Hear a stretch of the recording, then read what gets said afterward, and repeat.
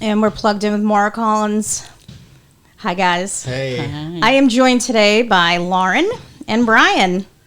Hey, how you doing? Thanks for having us here. Thanks for coming. The Mother and Son episode. So I was looking at podcasts, and there were a few of them I saw out there that talked about addiction in the family. So it was a no-brainer. Yeah, it's definitely been, it's a family trait, it seems like, and for us to finally get on the other side of it, and then to watch her process too, it's been amazing, you know, and life-changing for sure. I don't know that I would have been able to continue on without her being by my side, and probably vice versa. Yeah, absolutely. I mean, I knew when I was at that desperation, I was able to. Brian was in 4 years before I decided to come in. And when I got to that desperation, it was nice to know I had somebody to call. You know, I miss my kids anyway, and to be able to reach out to him and my other son, and they came immediately and picked me up and took me where I needed to be. And yeah, it was an emotional moment. You know, I come from a family of addicts. I lost my sister to addiction, and to see him be an example, you know, for me, because we did party together, and to see him get clean and grow, it gave me motivation. You know, it gave me inspiration. And if he can do it, then, you know, I can do it too. Plus, I missed him. We were like best friends even out there, you know. Yeah. You know, I think it's always important to be able to relate to somebody, especially when you're going through the struggles like that. And then, you know, she knew where I came from, and that, you know, it kind of eliminates those excuses like, well, I can't do it, you know. So, you know, for me to be that beacon of hope in that situation was, to me, like, meant the world, you know. The day that I celebrated 4 years in recovery, she was celebrating 30 days, and to me that was more monumental than my celebration, was the fact that, like, she was here and now we could share this journey together. And it's been it's hard to place in the words how much value there is in being able to establish a real relationship with my mother, you know, all these years later, because we were more like friends and running buddies, you know, most of my life up until coming into, you know, getting involved with recovery. Wow, that's much like a spiritual awakening, right? So that moment where you both realized, like, we want to be clean, but not only that, we're both clean and we're both living the dream, right? Oh, absolutely. So who started down the road of, well, obviously Brian has more clean time, which it's just a day, but who was the one that first surrendered to the program? Well, I mean, I got introduced to recovery in my teens through getting in trouble with the law. I got placed into a juvenile facility, and obviously it didn't take, but you know, the problems were apparent for me, and for a long time it was kind of shoved down my throat. This is what you need to do. This is what you need to do. But I reached a breaking point in the late 2008. I hit a wall that I just didn't think that I could recover from, and I was ready to just throw in the towel completely. And I checked myself in, and I got a taste of, you know, a life outside of drugs. And even though it was short-lived at that point, from that attempt on, I was convinced that if I had any shot of turning things around, that getting involved with a recovery in a 12-step based program or atmosphere was the only way for me to make it to the other side. So although I stumbled along the way for a couple more years, I continued to keep trying it. And then at some point, you know, whatever light bulb clicked off, it finally took. And although I knew it wasn't wise for me to reach out and say, hey, look, this is what I'm doing, this is what's working, because I had to protect my own recovery, I felt obligated to share it with my mother, in hopes that maybe that same light bulb would click for her as well. Yeah, it actually did. I remember when I lived in the neighborhood where I'd see him at every now and then while he was getting clean. And I would come there when he would get, a little time clean recognition, and I was just so proud of him. I would stay clean for that hour, and I think that's where, too, I started realizing he was doing it. I did stop in. I did come in once. That was a breaking point for me as a mother. Me parting with my son it was like, what am I doing? I'm a mom. But in my family, that's what they did. We were allowed to do that at home. My parents were alcoholics. All my brothers and sisters are. Or my sister, she had passed away from addiction. And I was able to, I just went blank, sorry. I thought that's what I was supposed to do. I thought he was safe with me, that was my messed up thinking, and one day I realized it, and I had to leave him. We had been up all night, and I remember that day, and it was heartbreaking, and but I didn't stay, I went back on the binge again, and but I respected his recovery. I was proud of him, and I knew I wasn't there yet, but he would keep in touch with me. We'd check in every now and then, but we stayed away from each other. Most of it was by phone. But when I did call him, he was right there when I was ready. And, I respect people that don't know anybody when they make that first step. That takes a lot of courage. I feel I was blessed because my son was there. I stuck with him like glue for the first 2 months. I'm like, oh God, he didn't want his mother hanging around, And so I just did what was suggested, and here I am. We've been able to share some great moments together. I have 8 beautiful grandchildren. Wow. And I'm able to share in their life as well. That's amazing. I just feel from my experience that I don't get the joy you guys get because my family doesn't participate in my recovery. They've seen me celebrate a few times, but they weren't like present. I think they just came because they felt obligated. Mm-hmm. And when your family is educated in the disease of addiction, it goes a long way because they used to call like 12-step meetings self-help groups or whatever. So if you think about it, it's like a free form of therapy because you're working on yourself, the spiritual principles, and you're just working on living that best life possible each day just for today. So since you both have been clean, what is your relationship like now? What's it like? Well, I'm sure that I still, can be difficult to deal with. Probably always have been and always will be. And, she mentioned she has 8 grandchildren. Well, 7 of them are from me. So, it's a lot of work. I'm a single dad. I've been taking care of kids for a long time, especially since I came into recovery and I started to really step up to the plate. I had the opportunity to get custody of my kids, and I didn't know what I was doing. I had teenage daughters. I was like, "Mom, help!" I got this 4-year-old little boy who's a total handful. Mom, help! I have a 3-year-old little girl.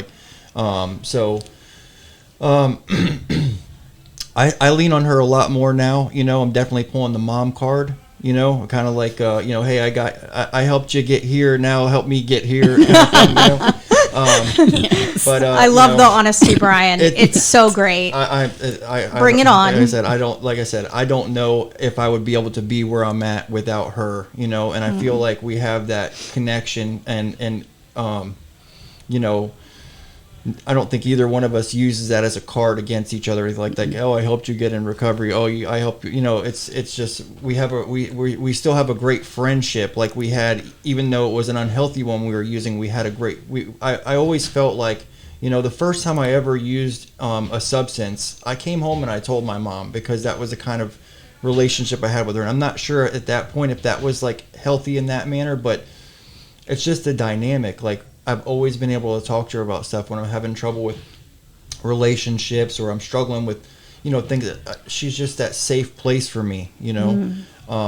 And I hope that I am able to be that for her, even though I'm a pain in the ass. Like, you know, if she ever needed anything, I hope that I've conveyed that, like, I'm 100% available and always will be, you know.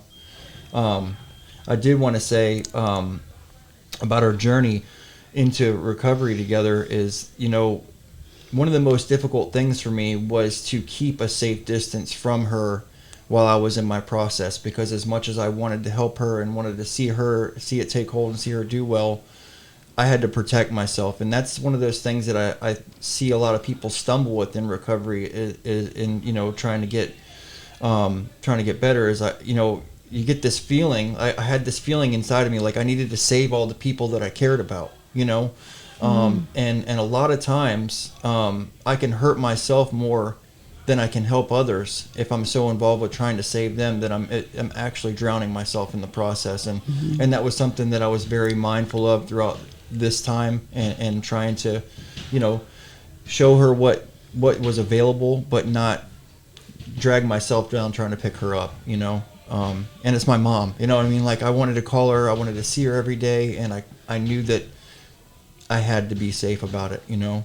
And I think that she understands that now, being on this side of it, that there's only so much, you know. You have to want to be able to, you know, you have to want to do this. And I was grateful to see that she finally wanted it. And the second that she made that call, like she said, me and my brother drove and picked her up and took her to treatment, and I made sure she had a place to go when she got out, and the rest is on her, you know.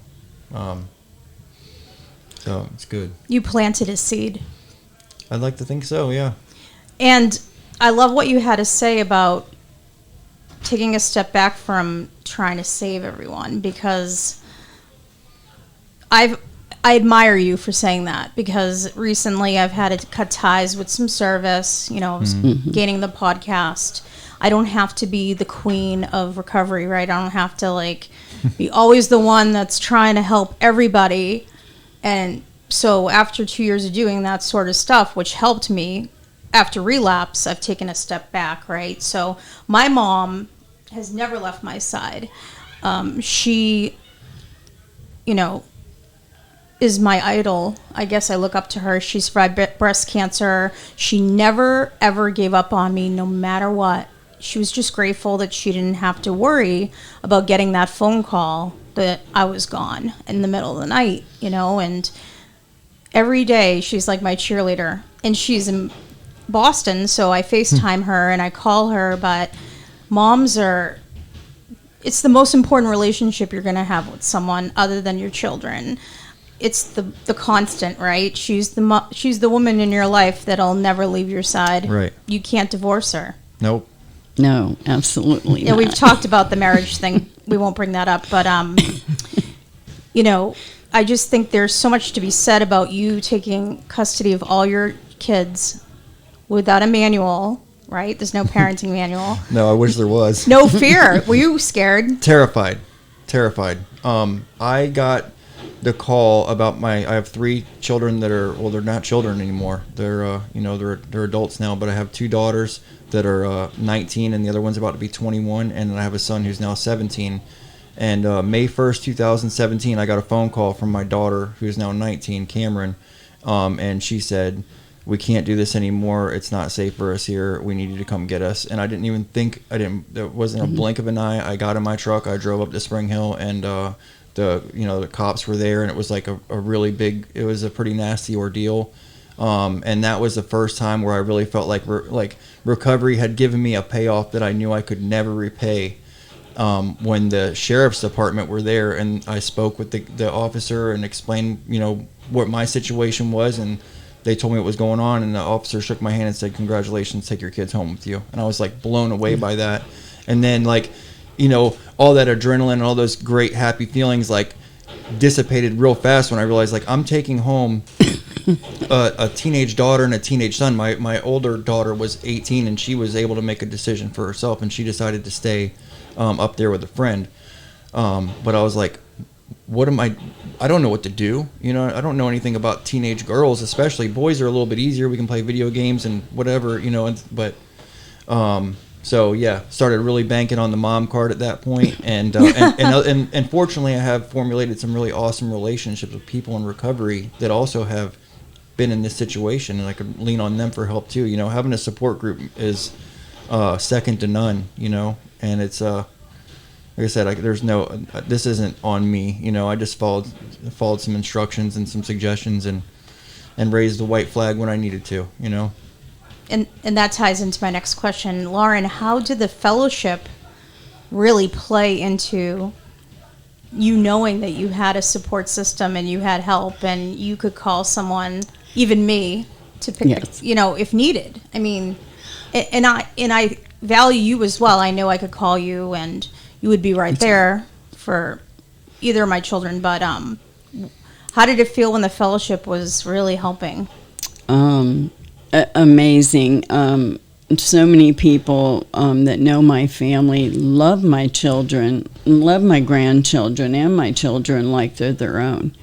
And to see that happen with a lot of families, to watch our kids be able to grow up in a safe environment, it's totally different for me. But I love it, I have a good relationship with my grandchildren. Oh, God, that is just such a blessing. I'm going to try not to cry because they're my world. My family is my world. I have time to spend with them and to be there. But the fellowship is, oh, God, the kids love them. I know they're safe with them. We do that for each other. I know my grandson loves you and Michael, and I don't even know how to put it in words, and what's really good is the kids grew up, my grandkids came and saw what was going on and the progress and how everything worked, and all of them have had such a good life. The girls are so successful. They have great work ethics. The one still goes to she goes to college. I am doing a GED course with my grandson, which that's really cool. And he's smarter than I thought. He didn't give himself credit, and his grades are better than mine, actually. These kids are smart. He is very smart, and but to be there doing this is just crazy, and to listen to him. I can't keep up with the aliases because in the program it's Ma, and I was a Lala for another I've been able to be there for other people's children, trustworthy, and I do a lot of service with the elderly. I just enjoy it. I think that was my calling at this point, but what brought me in originally was when I was the desperation. I miss my children. I miss my grandchildren. When you're out there, when I was out there, I had no family. I felt alone. And just one day it clicked. I'm like, I know who to call. And since I've been in the program, a family member, we almost lost them to this disease. And then I understood how Brian felt. The shoe was on the other foot. I used to think they wouldn't care. It'd be better if I was gone. No, it hits hard. And I think he said that day, he goes, you understand now, how it feels. And, but to see families come together, and be supportive. We're all supportive of each other and each other's children. It's amazing. It really is amazing. God, I couldn't ask for anything better, and for me to have the time and for us to have the relationship we have now. I remember my year clean, him and my other son, we all three used to hang out. And it was my year. And we were driving over the Howard Franklin to a meeting. And we were singing, a song came on, Don't Stop Believing from Journey. And for all three of us to be clean, going to a meeting and that song to come on when we all used to be in the vehicle getting high, God, it was just amazing. What a feeling that was. And to continue to do that, to be there at each other's celebrations or, there's no feeling like it, My family and I, my brother is not an addict. I'm close with my stepmom now, which I used to not. I didn't like her at all when I was growing up, and she's really an awesome lady. I just went through a surgery, and she was there every day. And we talked about that. They asked me questions. I had a brother I didn't see for 31 years, and I was able to go up to West Virginia, and see him and get to know him. I didn't know my older brother. And they ask questions too. They don't understand why we are the way we are. But they're really proud of me, and we can actually be a family in that sense too, because some of my other family members are still in addiction out there, and but I still check in, make sure, kind of like he did with me, make sure they're still going, the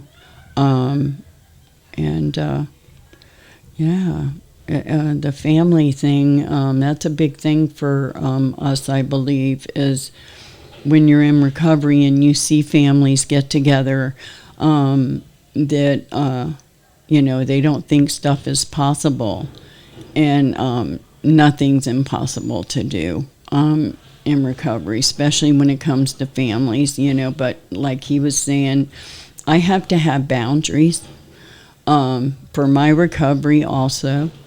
I have to have boundaries with him. And when mom's tired, because I had some health issues, and I feel bad that I can't be there like I want to be, but I'm there when I can. And if he really needs me, like today, I get a phone call. But I love them. There was a time where my older granddaughters wouldn't speak to me when I first came in. And I did have to prove myself and stay clean for a year. And the emotions at the celebration were amazing. And now today they can come talk to me about things and that they can't talk to him about. I had 2 boys, so to have granddaughters has been great. I had to learn too, because I was a tomboy because of him and my other son. They were a lot to handle. And but I wouldn't change anything. I'm easy going. Huh? I'm easy going. No, he was not. He was not easy going. He was pretty difficult. But so was I. I was a single mom at an early age, and I really didn't know what it was to be a mom. I went through crazy relationships, trying to find that love thing, and now I've been single for 7 years, and it's been my recovery. That's what's important, and to learn to love myself today and be able to love people in a real way. So, yeah. I have a question. Okay. So my biggest fear is, it's not really a fear, but I talk a lot about recovery with both my children. My older son lives with my parents. He's finishing high school up in Massachusetts, but Michael's with me down here, so he goes to a lot of meetings with me. and we were talking. We were at the mall in the parking lot, and he says, "Mama, I may drink when I go to college. Is that going to be okay?" How do you feel? Like, how do you communicate with the kids? How are you going to feel if someday they come up to you and say, "I have a drug problem, and I know that it runs in the family, but I need you to be there"? Like, how do you worry at all because of just the opioid issues out there and whatnot? How do you feel about that? Yeah, of course it's a concern, especially given the family history and stuff like that. You know, when I look at my kids and how they are at the ages that they are, I think that they came from someone else, because they're just, like, in that regard, they're so much more responsible and better at decision making than I ever was. But my daughters, both my daughters have, drank and experimented with pot and stuff like that. And I know my daughter's about to be 21, and I'm not a fool to think that she doesn't drink on occasion or whatnot. But I guess the best thing, like the peace of mind that I have, is that they have, from an early age, seen me and been involved with my recovery. They've been to, the meetings where I've celebrated. They've spoke out about it. They've been to, events that we have, parties and stuff like that. And they have those, the same friends that I have. So they know where to go. That, again, that's like, she knew where to go because I was there. That was the, like, I didn't know what I was doing when I came into recovery. I didn't know, anything. I was just so desperate, like, there's got to be something better than what I'm doing, and I just took a chance. But because of that, like, there's been something that's built off of that, which is a safe place for other people in my family to be aware of if and when that time comes. I had no idea about anything. I was actually calling when I ended up in a treatment center. I actually called the cops on myself because I didn't know any other way to stop using drugs but to go to jail.